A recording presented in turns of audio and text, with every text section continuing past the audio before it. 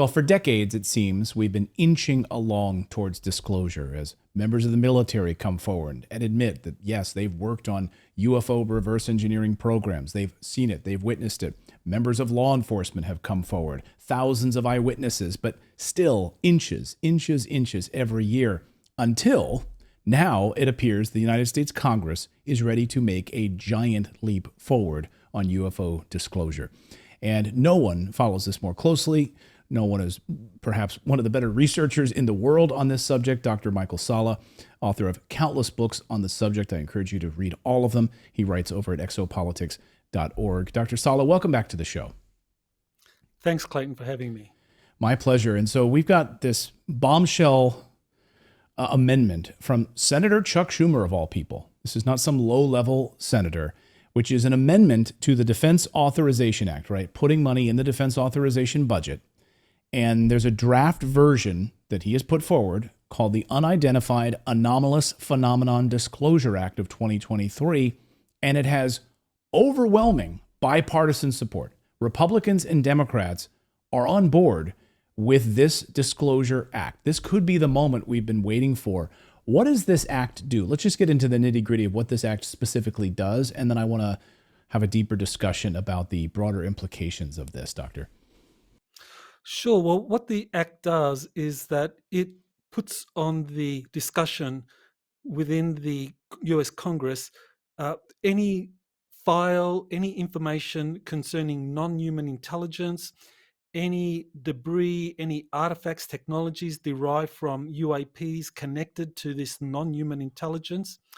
And it puts that under the jurisdiction of this proposed review board that is going to look at all of that data and then decide how much of it is going to be released to the general public.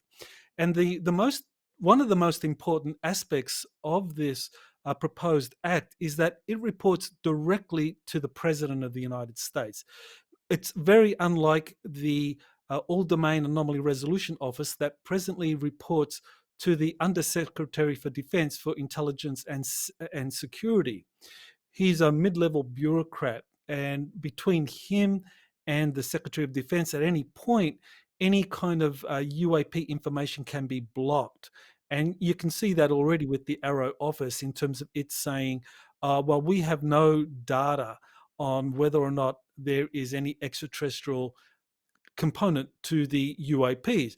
But this proposed amendment by Senator Schumer actually says that they have good reasons for believing that data on UAPs have been withheld from Congress, that the Freedom of Information Act has failed, that the mandatory declassification process, which is in place for ensuring any kind of information relating to UAPs, UFOs, is eventually released, that has also led to a logjam where the information hasn't come forward.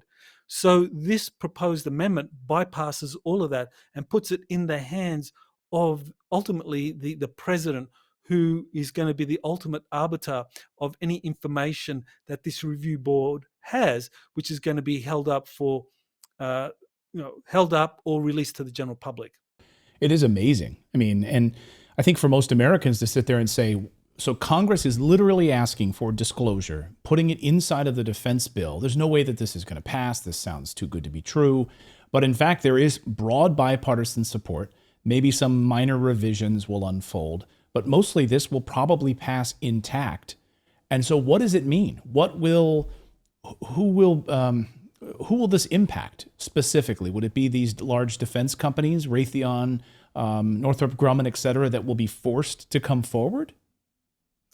Yeah, well, one of the provisions in this UAP Act is that it asserts eminent domain, which means that any individual or any corporation, any entity that has in its possession any kind of UAP that's related to non-human intelligence, and it spells out, it gives a definition for non-human intelligence, and it's quite clear we're talking about extraterrestrial life, that any entity, corporation, individual that has anything related to that is obliged to surrender information about that technology to this review board, and it in turn will give a report that ultimately gets to the hands of the president.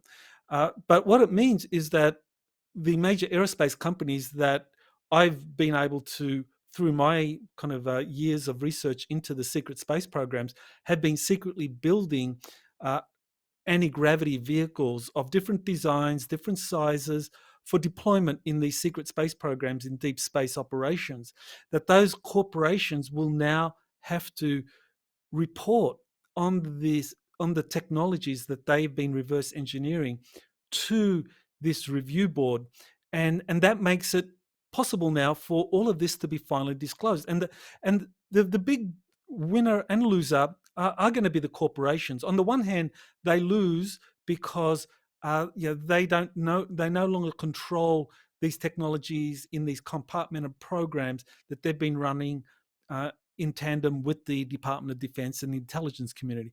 But on the other hand, they're big winners because, rather than build 4, 5, or 6 squadrons of these craft, of these anti-gravity vehicles for intelligence operations or for covert activities in space, now they're going to build 300, 400 squadrons of these for deployment into space for the Space Force and for Space Command. So yeah, that's why I think ultimately the major corporations will love this, because it means that they get to build the 300, 400 squadrons of flying triangles, rectangle shaped platforms, and these cigar shaped craft that insiders have been reporting for decades now, that they get to build fleets of these, not just 1 or 2 squadrons here and there. That's, I think, what my audience maybe might miss in all of this, which is why would all these members of Congress, Republicans and Democrats, be on board with this?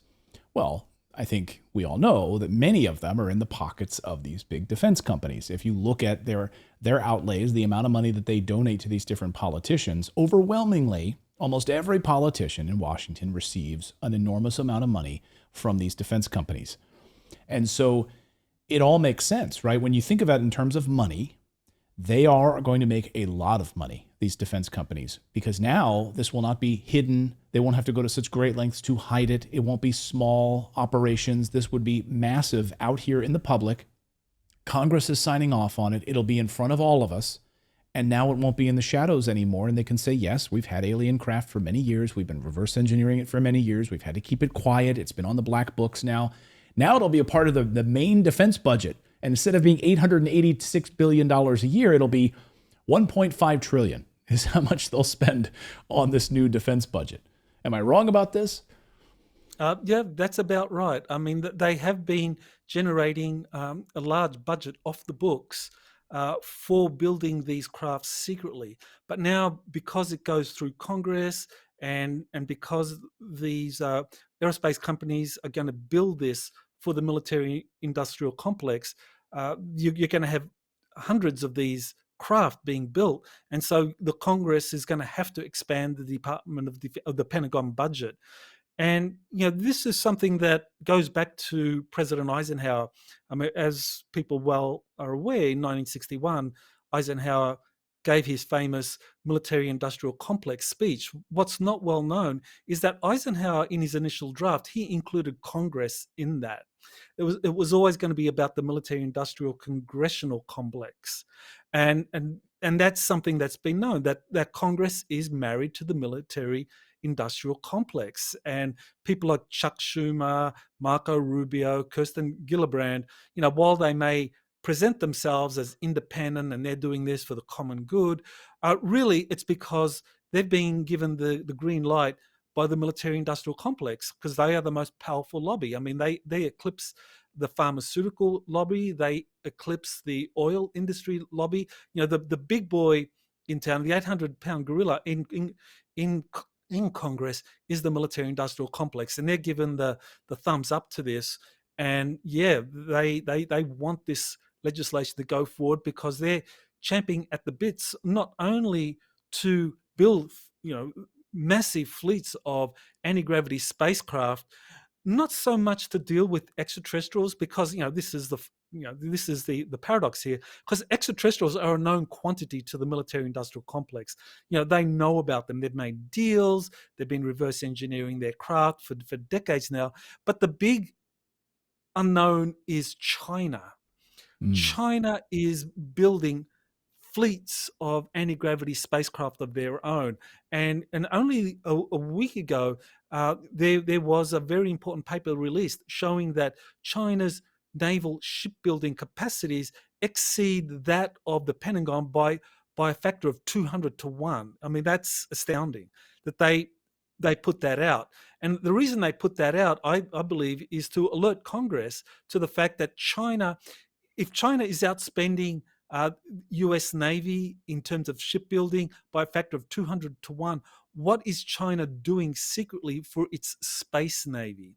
And that is something that really worries members of Congress and the Pentagon, because China is very opaque when it comes to how it's using its military spending. Its economy now exceeds the US in terms of PPP, and soon it will exceed it in terms of the nominal gross national product.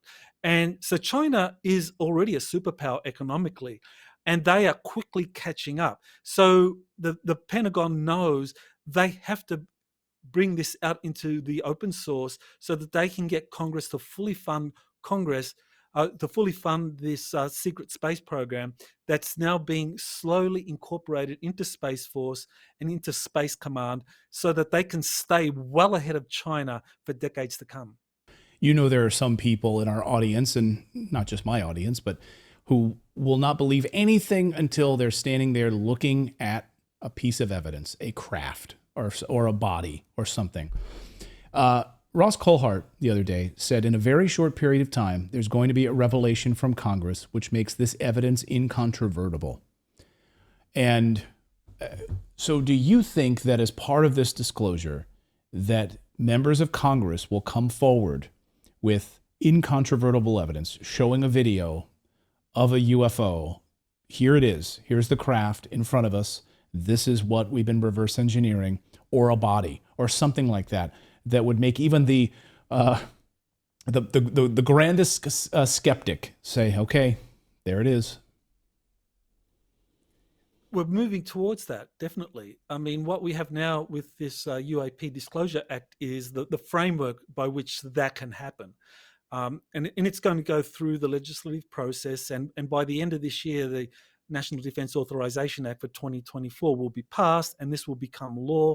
And so sometime next year, you can expect that under the provisions of this law, you're going to have exactly that. The files showing actual recovered extraterrestrial spacecraft that are being studied and reverse engineered, those kinds of files and videos will be released, or at least the president will have the authority to tell this review board to release that. But in the meantime, what you're going to have is you're going to have more files being released, more videos being released, and next week on July 26th, you're going to have the House committee that's responsible for review and reform, the House Committee for Review and Reform, holding a hearing where they have insiders coming forward to talk about what they know of these reverse engineering programs. So you're going to have a congressional hearing for the first time,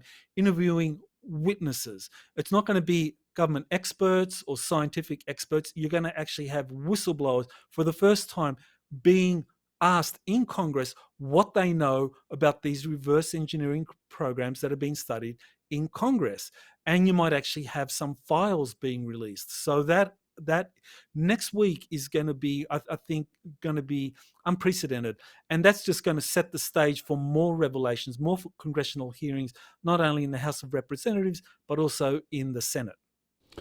Well, I think it's safe to say, we won't reveal it here, but there are some videos that you and I have personally seen, which I think the rest of the country is going to see next week, and just gives me chills to think about. And I think it's going to be jaw-dropping for people to see this in front of Congress. So I, for one, think we're not at inches anymore. I think we are seeing major leaps forward Even if the motivations are money at the end of the day for a lot of this coming forward, I think this is finally what it could open up for us in terms of healthcare and energy, 0 point energy, and all sorts of other things could be tremendous and earth changing. I think it could help millions of people around the world who deal with famine, food supply shortage, all sorts of problems. I think this could have tremendous effects on that. Any final thoughts on that piece, Dr. Salla? Yes, I think that's really where we get the most hope from this legislation coming forward, is that these free energy, these anti-gravity propulsion systems that insiders have been talking about for years, that they are going to be released, that these pharmaceutical or these alternative health, advanced health remedies using holographic healing, using electromagnetic healing is going to obliterate the pharmaceutical industry. It won't stand a chance against that.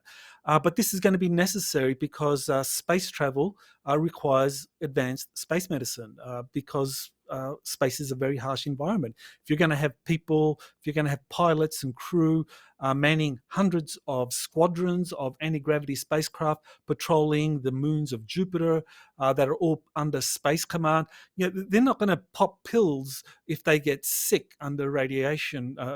They're going to need to have advanced holographic healing technologies, and those have existed for decades. So that is going to be now made open source. It's going to be released, and that I think is going to have tremendous repercussions for throughout the planet, because people will now have access to real health technologies, alternative energy and propulsion technologies. It's going to revolutionize our world. And so this act is very, very important. It sets the foundations for this revolution in health, transportation, and energy, and of course in military affairs for decades to come. Yeah, and just when you sit back and you think, my father shouldn't have passed away with cancer last year because we already have the technology in place that could have totally eradicated that, but they've kept it under wraps and kept it hidden from us in order to continue the biopharmaceutical complex and the massive money that they make. I'm excited to see what happens next week in Congress. Dr. Salla, we hope you'll be back on that. We'll definitely be covering every angle of it here, even and I hope to eliminate all the skeptics out there. That's my goal. That's my mission, to eliminate all the skeptics. Open up your eyes because it's happening right before us. Dr. Salla, great to see you. Thanks so much. Thanks for having me, Clayton. Thank you so much for watching this segment here at Redacted. We are live every day at 4 p.m. Eastern Time, trying to share the stories that the mainstream media will not cover. You should also come over and join our community of Redacted Rebels over at redacted.inc. That's our private locals community where we can share exclusive content that we simply cannot share here on YouTube. Come over and join the rebellion together right now by going to redacted.inc. We'll see you next time.